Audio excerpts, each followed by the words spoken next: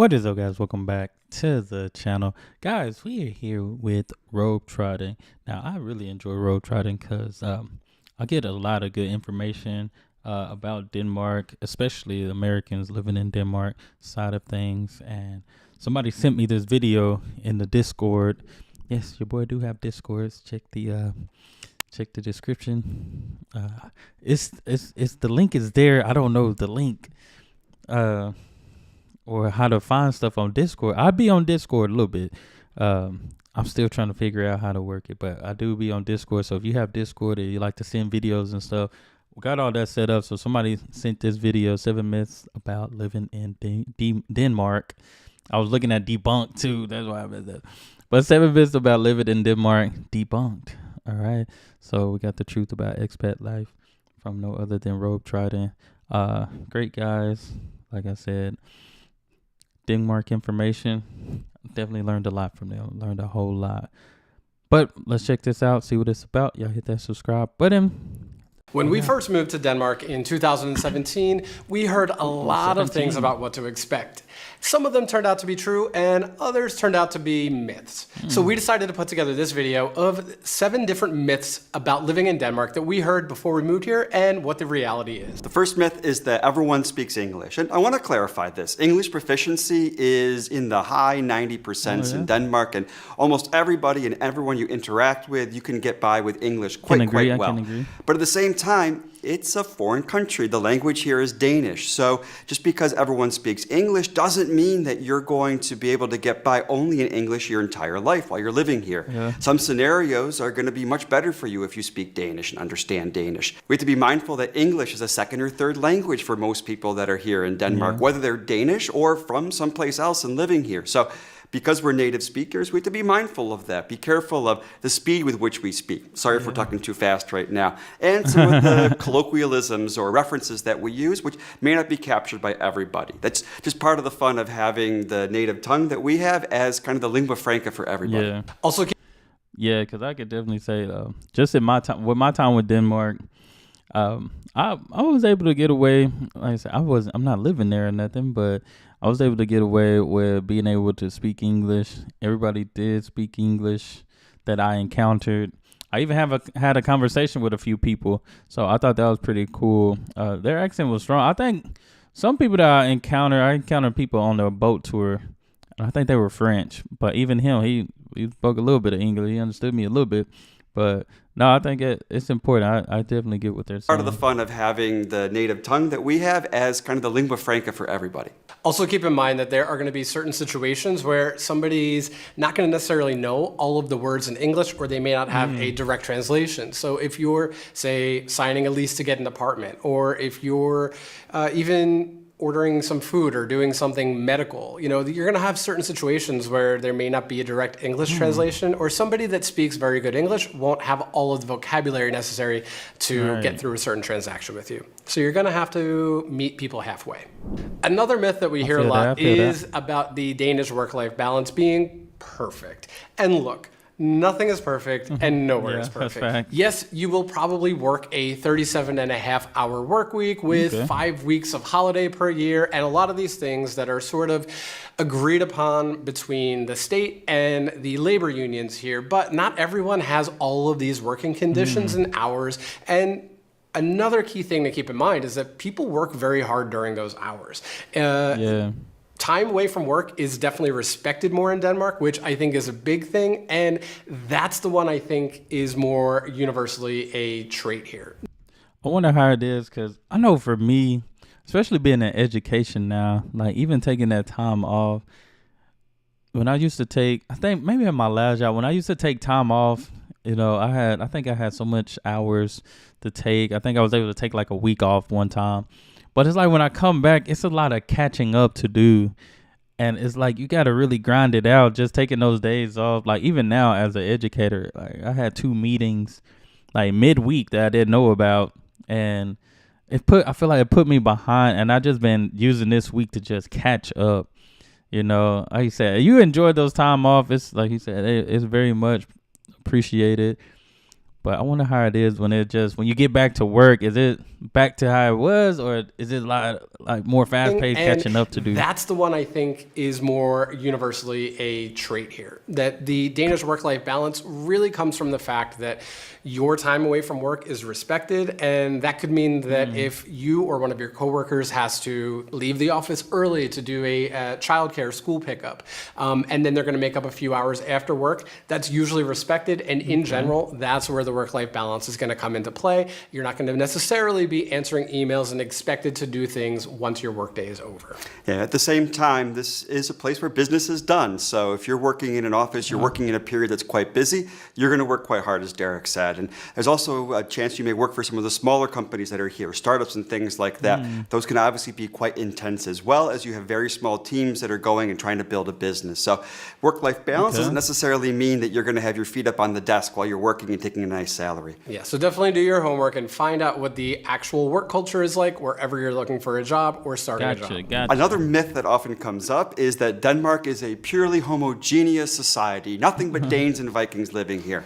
In fact, about 10% of the people that are living here are not ethnically Danish, meaning they either weren't born in Denmark or one of their first or second generations ahead of them were not born in Denmark. So that means that there are some challenges, as there certainly has been a change over the last 50 or 100 years from where Denmark was probably a lot more homogeneous in the past, and now you have a much more multicultural society, especially in the larger cities. So that's what I noticed when I was just walking around town and stuff, man.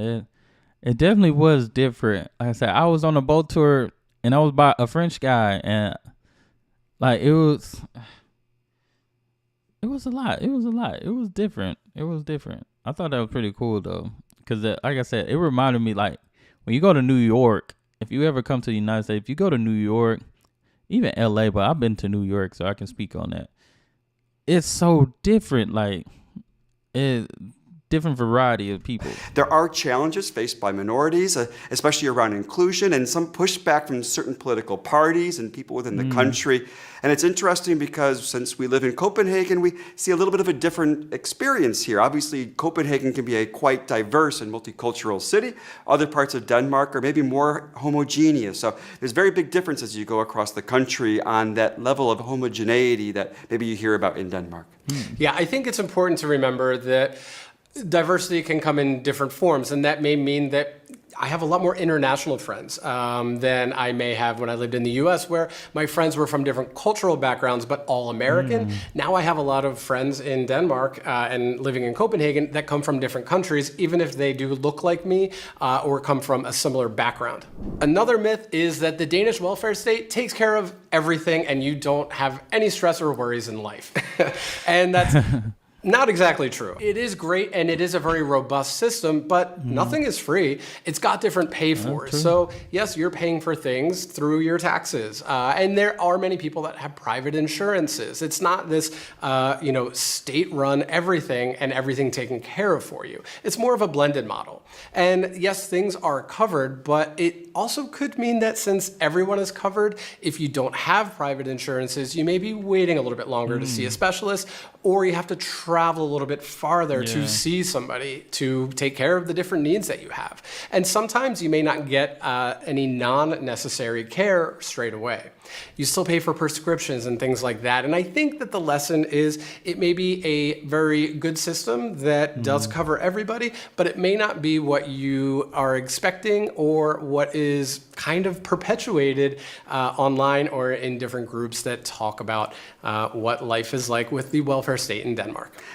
And I'm thinking too, just because, like you said, when it comes to those doctor visits and stuff, maybe the wait times are different. Maybe the wait times are off.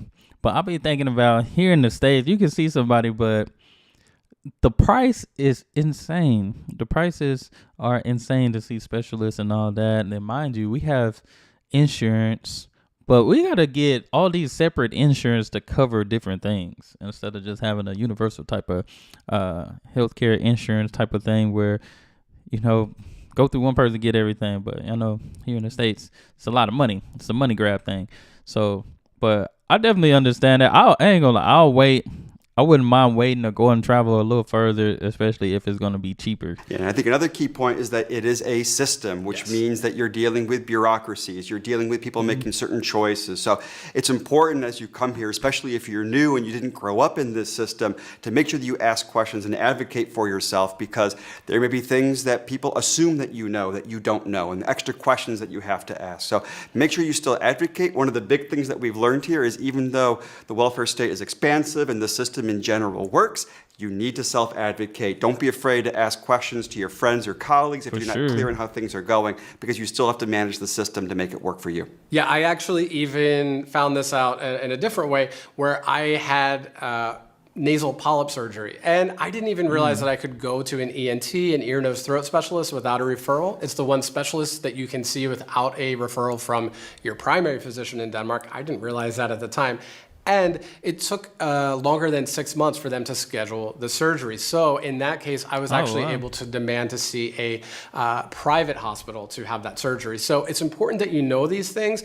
And in, again, these cases, I had to self-advocate. When I talked to friends about it, they made sure that I knew, no, you can go there without a referral. No, you can go to a private hospital now if they're not scheduling you quick enough. These are things that you have to take upon yourself to handle. Another myth is that nobody has cars. People only travel by bike in Denmark. Now, part of this was perpetuated by the former ambassador from the U.S. to Denmark, Carla Sands, who tweeted that in Denmark, middle-class people can't afford to drive a car. They have a bike and take the train for long trips. Now, you certainly can get around by cycling or walking or public transit across almost all of Denmark, and it's a fantastic place for doing these things. But at the same time, it doesn't mean that nobody has a car, and there certainly are a lot of places in Denmark that are really only accessible by car. And especially outside of the major cities, people need to have cars to get around, just like basically anywhere else in the world. So I can say I feel like I didn't see that many cars that I would usually see, of course, here. That's the only way of transportation. But also, I probably seen more people walking and biking when I was in Denmark, so I thought that was pretty cool. It's not like cars don't exist here. At the same time, cars are not cheap to have here. I mean, there's certainly high taxes on automobiles. Gas is taxed as well. So people that do have a car, it is quite an expense to be able to have. And so you find things like families having one car for the family, whereas in, say, the U.S., it's common for a family to have 2 cars or even more. Yeah, for example, we don't have a car, and it's more the fact that we can generally get around living in the city using public transportation or by cycling. But if we lived a bit farther out, we probably would. And I think a big thing with this tweet that the former ambassador put out, she may have gotten it right. Most people may choose to bike or take a train for longer trips, but that doesn't mean that it's because they can't afford a car or that you don't still need a car in other places. It's just kind of a silly myth. Another common myth is that there's this perception of Denmark being sort of a near-perfect utopia. And don't get me wrong, I think that it is a very wonderful place to live. You can have an excellent life here in Denmark, but the way that sort of Danish society and the welfare state can be glorified, especially by politicians in the US, for example, like Bernie Sanders, that often brings up Denmark, it doesn't mean that there aren't issues here. I think any Dane will tell you that there are all kinds of social issues in Denmark, and many people are worried about things like inequality, access to mental health care, even homelessness exists in Denmark. So moving here doesn't mean that your problems won't go away or that there are no problems here just because there is a strong welfare state. You'll definitely have less stress in your daily life. I absolutely think that that is true, but don't think that it will solve all of your problems to live in Denmark and that it's some utopian society as soon as you get here. I can definitely go with a little less stress. And that's probably been one of the more fascinating things for us as we've lived here longer and went from being here on, say, an expat, not really caring about local politics, to understanding these conversations that happen. I think it's fascinating is to learn that on the inside, certainly people hold Denmark in very high regard. They think it's a phenomenal place, as they should, but there certainly are a lot of debates going on how to make Denmark a better place for everybody. And it's fascinating to hear these things going on, just like any country. Another myth is that all Danes are happy. Now, this comes from the various surveys that come out where Denmark is always first, second, or third in the happiest countries in the world. And certainly this is a place where people are in a good mood, live a good life, as everything that we've said, but I would define this a little bit more as people being content than happy necessarily. I think there's also a big difference between, say, individual and collective happiness. With kind of a well-structured society, a well-structured government, a lot of trust in each other, certainly people have a content and a satisfied life. But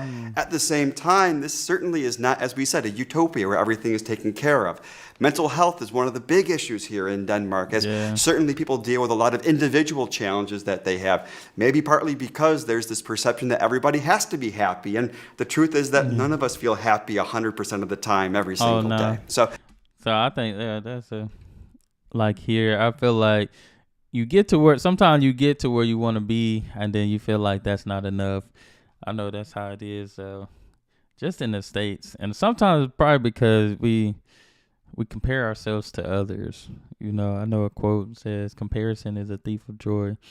So it's one of those things. I think a lot of people just try to compare themselves, and I'm speaking on the terms of here in the States for sure. You know, a lot of comparison. So you feel like you haven't done nothing because you're looking at the next person rather than just looking at your own progress. Happy. And the truth is that none of us feel happy 100% of the time every single day. So this is certainly something where people are content, people are satisfied, but maybe that term happy is almost overbearing on people that live here. Yeah, it's a lot of pressure, okay? We don't have to be happy all the time. And I think that myth really gives you the idea that people are just walking around with that stupid grin on their face all the time. And that's just not the case. Again, you're going to have the same problems here that you would anywhere else. People here also have problems, good days and bad days. Just because they're more content does not necessarily mean that everyone is happy all the time. Another myth that you may be wondering about, or you often see focused on with different memes and things on the internet, is that McDonald's workers in Denmark get paid $25 an hour and all of these things, right? It may surprise you to know that the minimum wage in Denmark is not at all what you think. It's a big myth. But if you want to learn more about that, you're going to have to watch this video right here and learn about Denmark's minimum wage. It'll surprise you. Thanks for watching today. No, this was good. I definitely enjoyed this one, man. I think it's pretty cool to see that they were able to just, live there this long. And like you said, you start gaining interest. Once you're somewhere for a long time, you start gaining more interest in learning how things work in certain countries and stuff like that. Somebody said you were right. You're right about we're more content and happy. Yeah, I feel like that's a good statement right there to make, just because I feel like more people here in the States, like I said, it's more of a comparison thing. So you get where you want to be, but then you look at somebody else and be like, dang it, now I need to get there. You feel like you're behind, feel like you're not on track. And, you got to run your own race. It's your own journey, man. But this was good. I wish I can say, I'm content with life. Do I want to keep progressing? Of course, nothing wrong with getting better every day. But I appreciate the recommendation. Like I said, this was good. Y'all make sure y'all subscribe to Rogue Trotting. Hit my subscribe button. Send me recommendations. And y'all be blessed. Be the best and be you. I'm out.